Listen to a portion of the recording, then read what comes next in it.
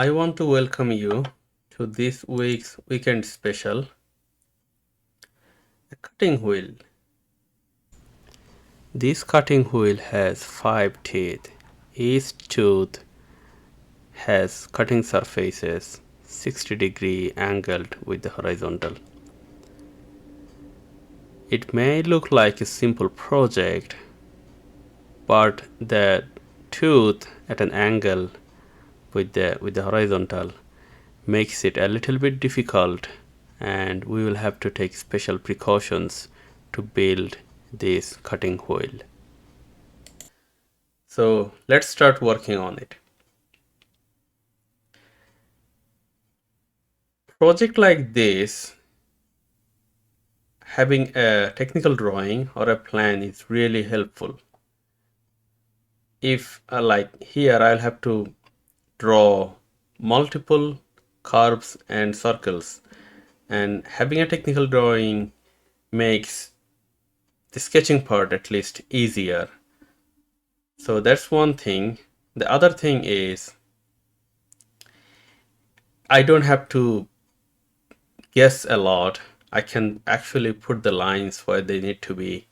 And then if there is a missing dimension here and there, I can guess that as well, and then see if it actually fits in with the project, with the overall project. So for these two reasons, projects like this, having a technical drawing is really helpful.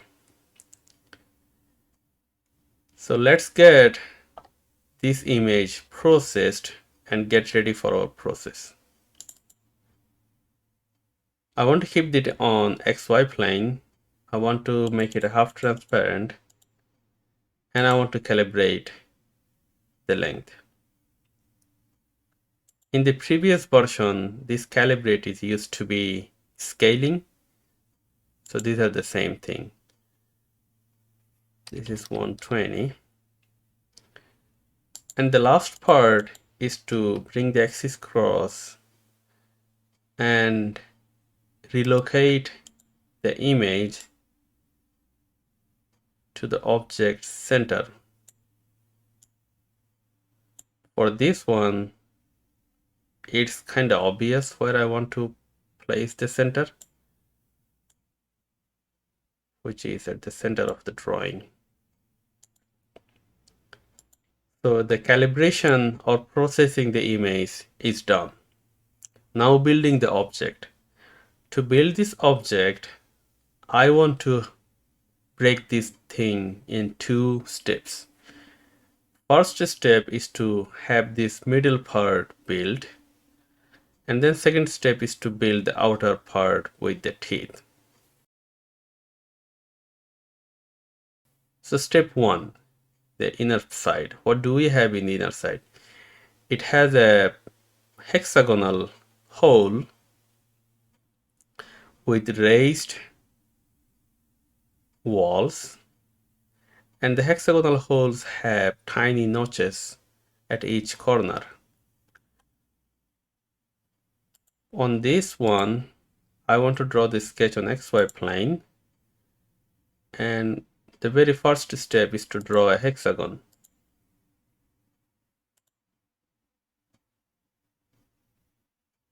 I want to keep the inner side. Alright. So this length is given as 50 for the hexagon. Okay. I don't want to worry about these notches right now. I'll worry about them later on. So that's our first step. The second step is to draw the circle that limits the boundary of this first part. This circle is diameter, I don't know, 72. So diameter 72. So that's our first part. Let's bring it up. I want to rename it as a sketch part inner. I want to extrude it up by 16 There must be some way to do these tolerances. I don't know yet, so I don't want to worry about it right now. Maybe sometimes later when I actually learn about tolerances. Until then, I don't want to care about them right now. So that's our inner part. Now I want to worry about the notches. So let's hide that. Bring this sketch back.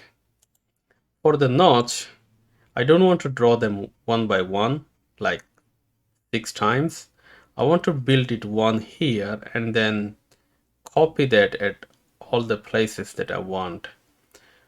To do that, I want to draw another sketch on the same plane. Probably hiding this would be a better idea.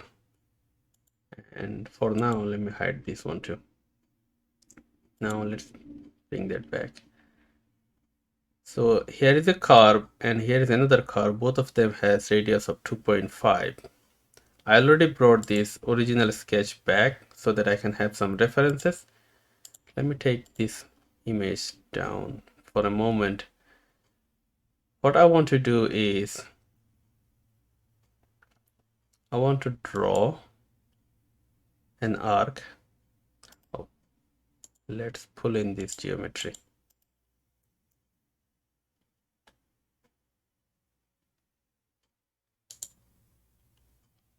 Maybe endpoints and rim points. I want to draw an arc in here, just like that. Another one in here, just like that. Okay, so these two, this is actually will be on this curve, on this line. These have radius of 2.5, was it? Yes. And let's see, what am I missing? Must have been missing something. Oh, there is an outer boundary that we'll have to make this tangent to. So let's draw another hexagon. Actually, somewhere here. It does not say how far it is. I guess we'll have to do some guessing. But before doing that, I want to make all these edges construction geometry, because we will be referencing them, we won't be using them at all. Okay, so this will be the same point, and this curve will be tangential to that reference line that we just draw, and this one to this one.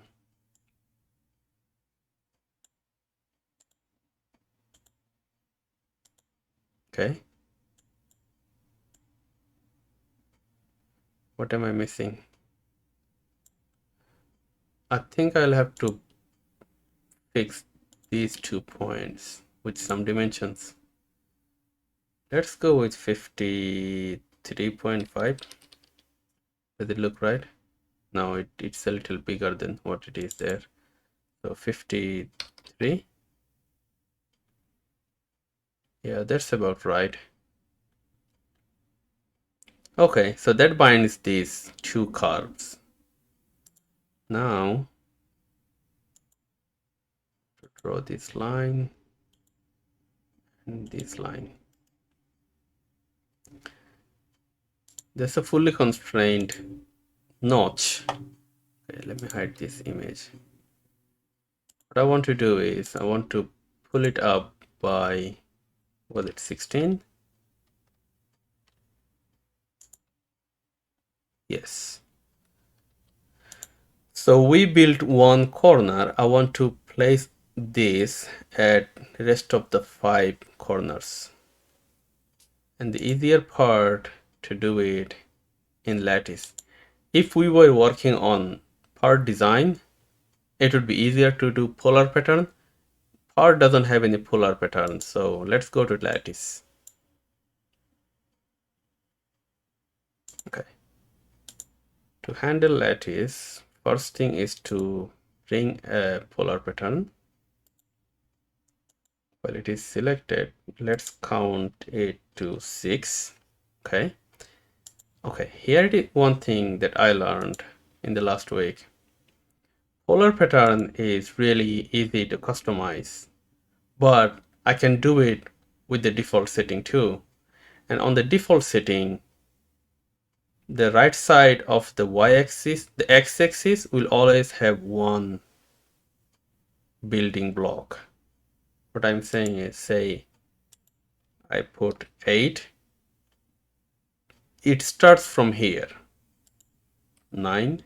So everything changes, but this building block it starts from here. And that is one reason why I build this notch on this side. I could have done it here where it says R2.5 on this corner.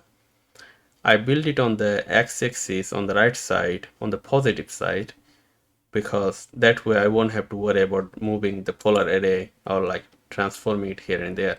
By default, it starts from there. So that is one trick that I learned last week. Okay, so we got the polar array. Now select the extrude that we probably want to change it to notch cut, and select copy, populate with copies. What I want to do is I'll have to come find the radius and make it 0. So everything will be at the same location where this original extrude was there. I can hide these two, make all of them, make a 1 unit, and find this other one, make a cut. So this Boolean operation gives us our notch. So here is the notch, and that's the notch here. So our first part is done. I will worry about the chamfering and filleting later on, but for now, part 1 is done. Part 2, the teeth. We have 5 teeth. I want to build one teeth and use the lattice to replicate them around this circle. So between these two teeth, the angle is given as 72. We could have calculated that. So 360 divided by 5 is 72. And with the vertical axis, the relative position is given as 14 degree. Upon a close inspection, it does not say the distance between this point and that axis, that reference axis that has the angle. So I don't know how much useful this 14 degree to me.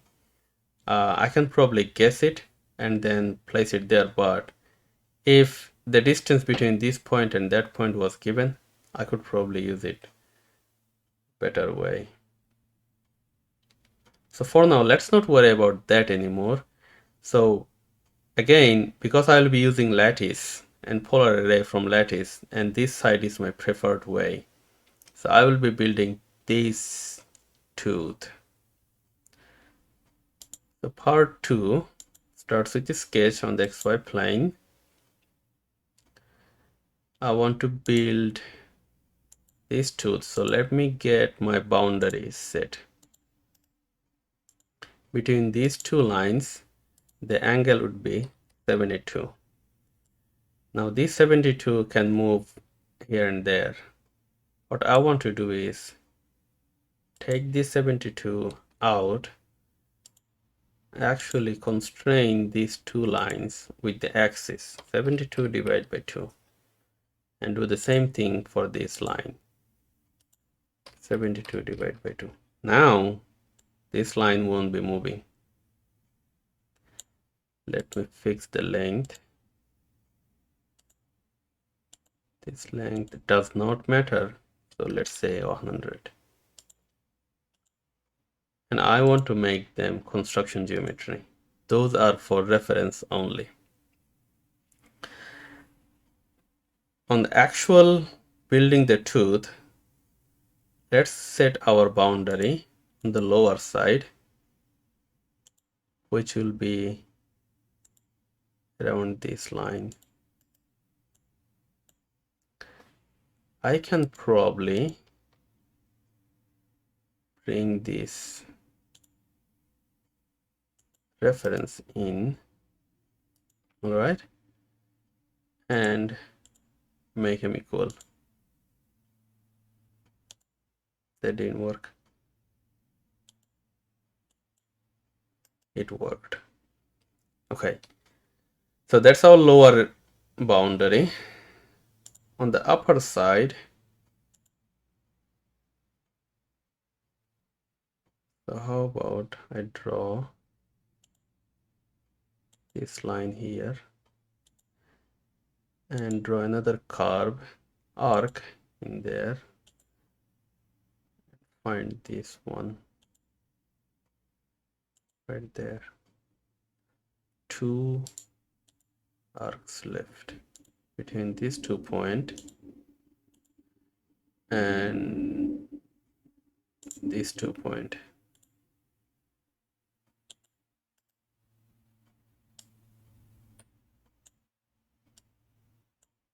Okay, and close the shape by 2 side lines. All right, so that's our overall shape. These 2 arcs have same radius, these 2 have same, and this is its own kind. Okay, now let me take a moment and explain why there are 2 lines here. This tooth has a cutting angle, so it is not vertically cut, it's at an angle. I can see that angle on this picture. So with the vertical, the cutting tooth angle is 60 degrees. On this image, on the 3D picture, on the horizontal, this cutting face, this cutting plane is at 60-degree angle. And that's why the top has this curve, which is showing on the upper side here, and the bottom one is at the dashed line. On the downside, the top one is the one with the solid one, and the bottom curve that is hidden in this picture here is the one here. So if I am building the top surface, I don't have to worry about this dashed line and this curve right now. I'm building the upper surface, so let's worry about these 2 specific arcs for now. Okay, the radius of this arc is 98 diameter. So this is 98 divided by 2. Okay, got that one. Apply some tangency here and here.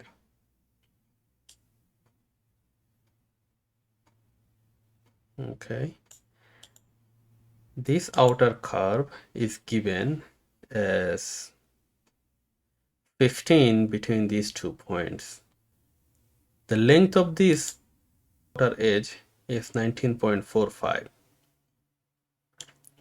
So the distance, vertical distance between these 2 is 19.45.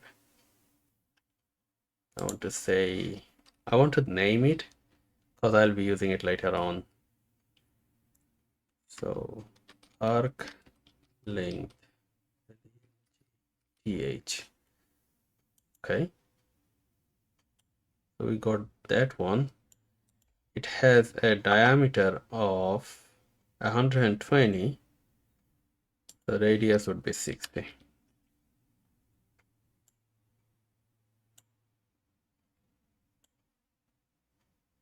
So we have 2 degrees of freedom, which is, one of them is the radius of this arc, which is diameter, oh that's the other one, no, radius 7, radius 7. So we have one more degrees of freedom, which is where does this teeth end? As I said before, this 14-degree would help us if the length between this point and this point was given, which we don't have right now. Draw a length between these two and say 16.5. Yeah, that looks right. So this is a fully constrained sketch. Now we have the upper surface. Because this is an inclined cutting face, I don't know if there is an easier way. If there is an easier way, please let me know. What I'm thinking is I will build this as a loft. So I build this top surface. I want to now build the bottom surface and then loft it between these two. So for that one, what I can do is I can copy this one and paste it. So this is sketch tooth top. This is sketch tooth bottom. So let's work on the bottom one. On the bottom one, okay. On the bottom one, what we can do is we can take this to 12 and comes down there. So this distance is the only variable that we have to work on to fix this teeth. And we don't know if it is so if it was originally it was 16.5. I'll keep a note on that. We don't know the distance between this point, this end of this teeth, and the end of the teeth at the bottom. This distance is not given. But the angle is given. It says 60 degrees with the vertical, which happens to be 60 degrees with the horizontal here. So I think I can calculate that length that we need to move this teeth backward. If I draw a line here with the horizontal, this cutting surface is at 60 degree. So this edge is at 60 degree here. Now if I zoom in, if I imagine a triangle by drawing a vertical line here,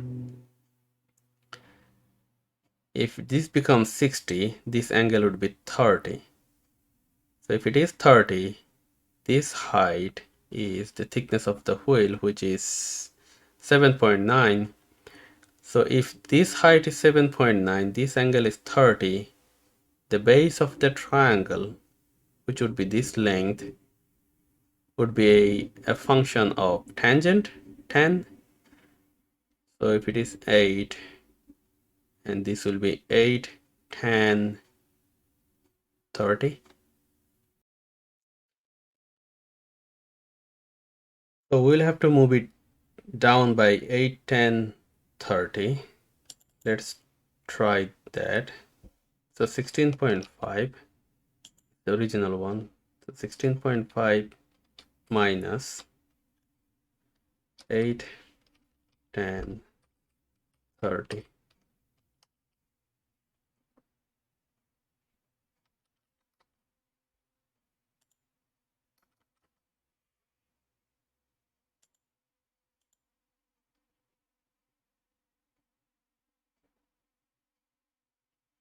This sounds right. Was it actually 8 or 7.9?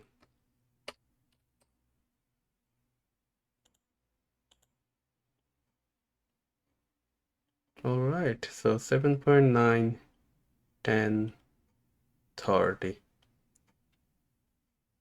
So we moved it down. Now we got our bottom surface. The top, between top and bottom, now they're at the same elevation. Now they're at the same elevation. I want to take the top one above the bottom one by 7.9. Okay, that's the top one.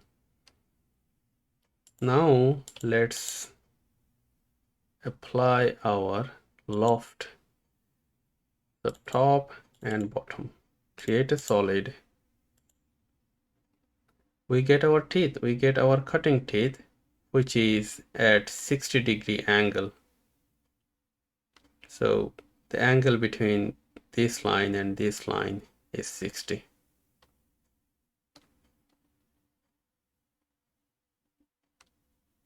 All right, so we got our first tooth.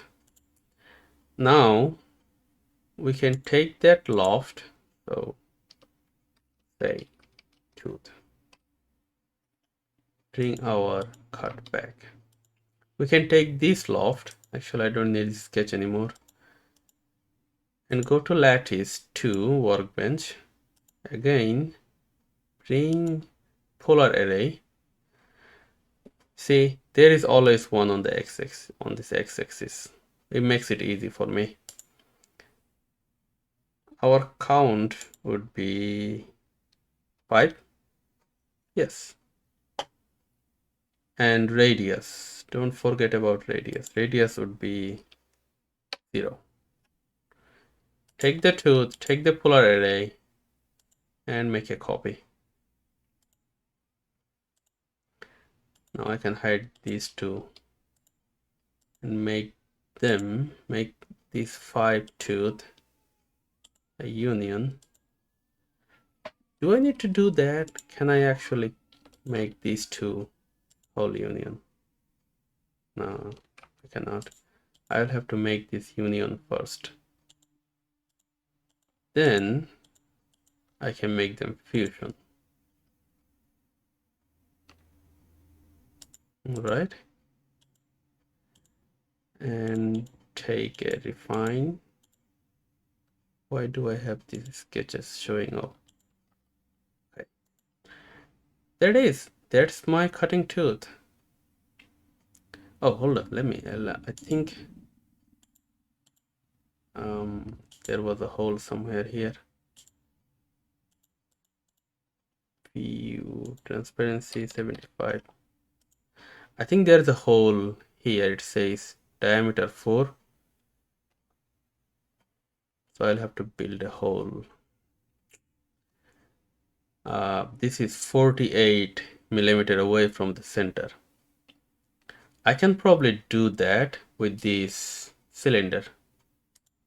Okay, so there is a cylinder. And I want to make it height 16. And radius, it says diameter 4, so 2 radius is fine. Angle is 360. I want to move it to position on the X side. It would be 48. Oh, that was easy. Now what I want to do is, let's take this transparency back to where it was. Now I can make a cut. Okay. So that's the end of part 2. The final touch-up, which is the fillet. So let's do that. Okay. I want to do fillet. Select faces. Actually none. I want to select this face. So now I have this line going down and this line, this edge on the top, and it calls for 1 millimeter fillet. I saw that somewhere here. 1 millimeter fillet. For that, let's take these two.